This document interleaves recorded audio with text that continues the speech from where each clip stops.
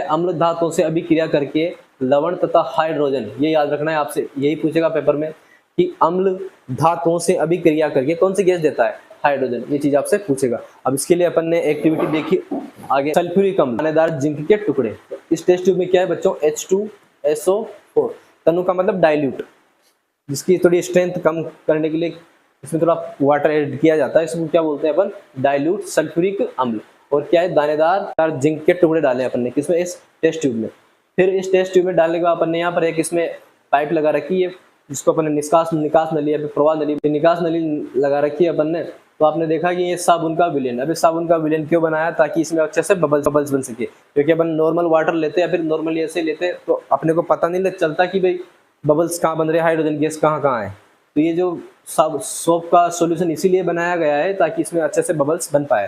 तो फिर इन बबल्स के सामने आप क्या ले जाओगे, जलती हुई मोमबत्ती। तो आपकी जो बबल्स के सामने आप लेके जा रहे हो, तो बबल्स कैसे फूट रहे हैं, फट फट की आवाज करके। तो इसी को बोलते हैं बच्चों पॉप साउंड टेस्ट।